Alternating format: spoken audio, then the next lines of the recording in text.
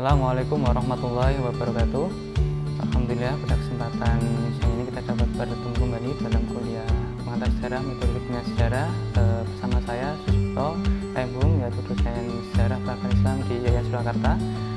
Baik, pada kesempatan kali ini kita akan mencoba belajar apa itu sejarah dan bagaimana metode penelitian sejarah, terutama pada mahasiswa-mahasiswi yang terjun di dunia sejarah, baik itu ketika ingin menulis skripsi dan penelitian lebih lanjut. Pada kesempatan kali ini selanjutnya, sejarah. Apa yang dimaksud sejarah? Menurut pakar sejarah juga budayawan, yaitu menurut Profesor Dr. Kunto Wijaya, mengatakan bahwa sejarah adalah hal-hal yang menyuguhkan sebuah fakta unik, empiris, ideografis, dan diakronik. Nah, ini kata kuncinya. Unik. Unik itu artinya ya berbeda dengan yang lain. Artinya dalam sejarah itu terjadi sekali, meskipun suatu peristiwa itu terjadi berulang kali atau 2-3 kali, tetapi waktunya itu berbeda, tidak akan mungkin sama. Dalam sejarah sangat mementingkan apa itu unsur waktu, temporal dan parsial, jadi unsur tempat dan unsur waktu. Meskipun kejadian sama, peristiwanya sama, tetapi pasti ada unsur perbedaannya, yaitu ada unsur waktu.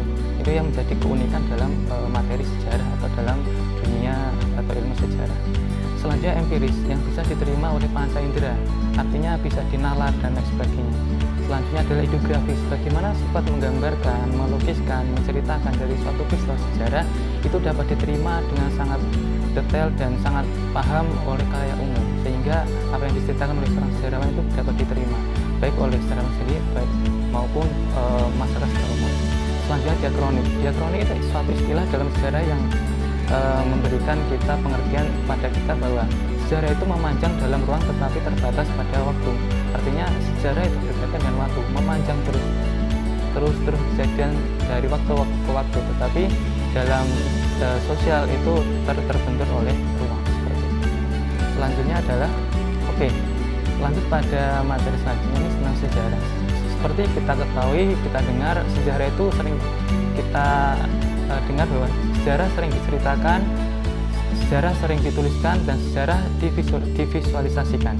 Sejarah yang dituliskan, sejarah yang diceritakan seperti menjadi sejarah lisan, seperti kita mendengar sejarah dari mbah-mbah kita, leluhur kita, atau saksi sejarah yang bagaimana sejarah itu diceritakan oleh orang-orang yang terdahulu, baik itu orang yang hidup semasa sejarah itu terjadi, ataupun sejarah itu diceritakan oleh nenek moyang kita yang pada waktu itu mendapat cerita itu dari nenek moyang sehingga sejarah itu turun-temurun menjadi suatu cerita, legenda, atau sebagai fakta sejarah yang menjadikan sejarah itu menjadi sejarah lisan seperti itu. Selanjutnya sejarah yang dituliskan. Kita tahu ketika kita ingin meneliti sejarah, banyak literatur sejarah, baik itu di tulisan, buku, baik dari di manuskrip, baik itu di naskah dan sebagainya, bahwa hal itu membuktikan bahwa sejarah di masa lampau memiliki keunikan dan kekhasan tersendiri, baik di dalam penulisan. Nanti dalam istilah sejarah itu ada namanya historiografi atau penulisan sejarah, yang mana dalam sejarah yang dituliskan ini berkaitan dengan sumber, baik itu sumber primer maupun sumber sekunder ataupun sumber lisan seperti itu.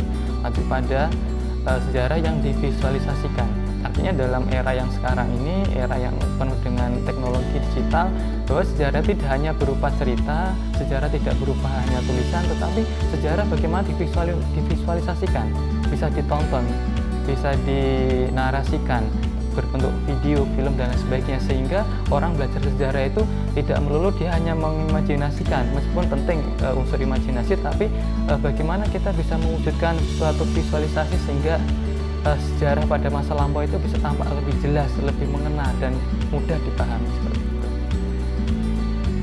Selanjutnya tentang sejarah yang dituliskan, itu berkaitan dengan metode penulisan sejarah.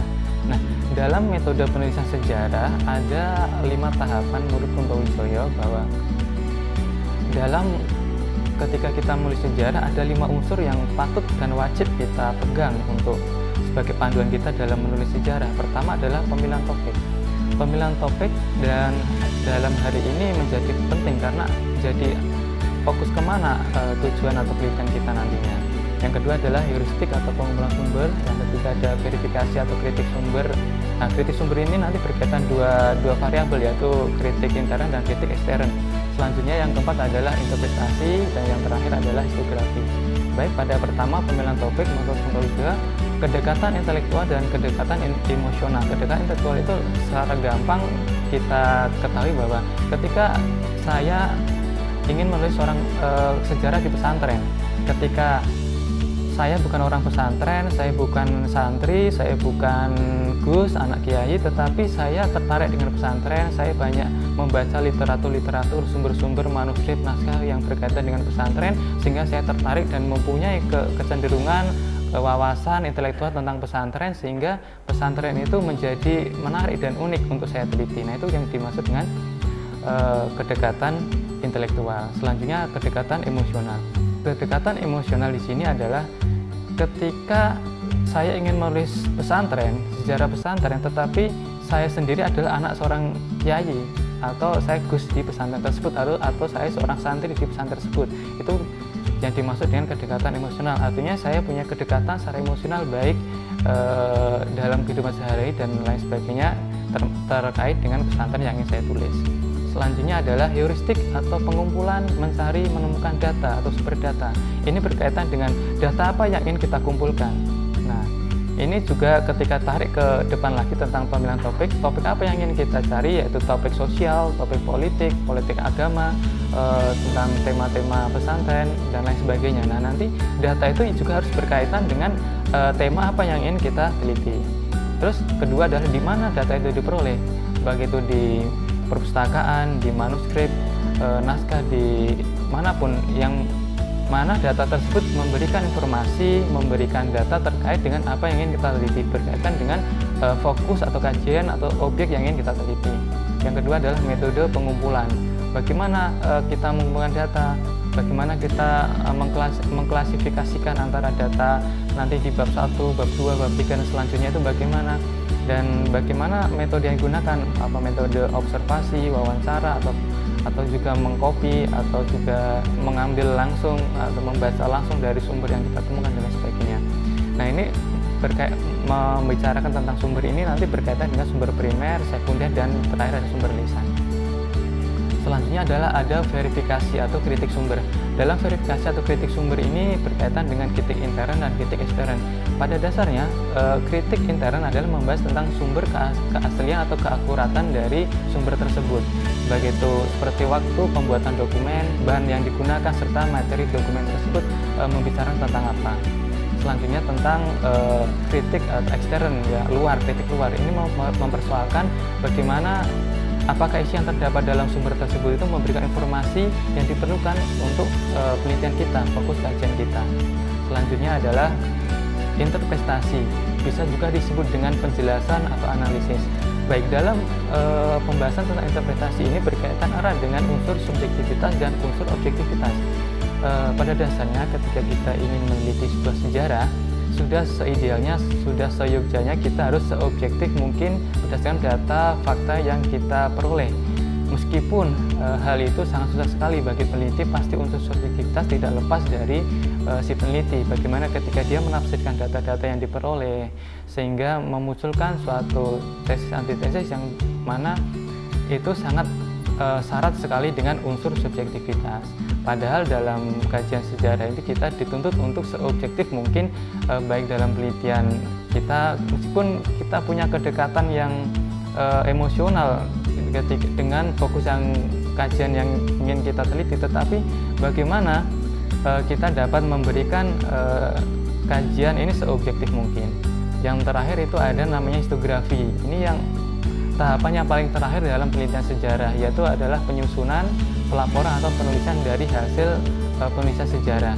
Ada biasanya historiografi yang baik adalah memuat satu latar belakang, yang kedua itu kronologi peristiwa, baik itu dari awal, pertengahan, akhir itu harus kronologis, karena sejarah juga memberikan unsur kronologis, sehingga ketika kita belajar sejarah itu sangat runut antara awal, akhir, tengah, dan akhir itu sangat runut sekali.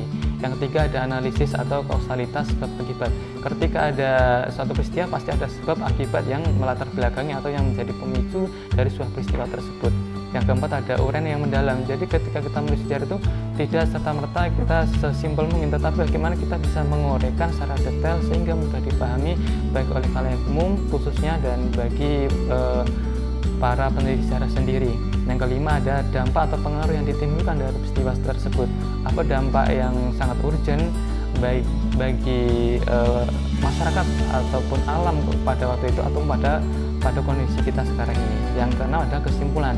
Dalam setiap penulisan atau penelitian pasti ada kesimpulan hasil atau temuan-temuan terbaru dari yang telah kita teliti. Temuan terbaru itu nantinya akan digunakan sebagai penelitian lanjutan ataupun sebagai temuan-temuan terbaru dalam penelitian selanjutnya. Biasanya dalam kesimpulan atau penulisan itu memberikan 3 elemen, yaitu ada naratif, deskriptif, dan analitik, sehingga dalam penelitian sejarah atau historiografi sejarah itu mudah dipahami, dinarasikan dengan baik, dideskripsikan dengan sangat detail, dan analisis sangat mendalam, sehingga apapun hasil dari penelitian sejarah itu bisa memberikan suatu gambaran atau peristiwa sejarah yang seobjektif mungkin, sehingga mudah dipahami menjadi suatu ilmu sejarah yang memberikan kontribusi sangat besar bagi kehidupan kita sehari bangsa dan negara. Baik, mungkin segitu aja yang dapat kami sampaikan, semoga bermanfaat. Saya akhiri sekian, wassalamualaikum warahmatullahi wabarakatuh.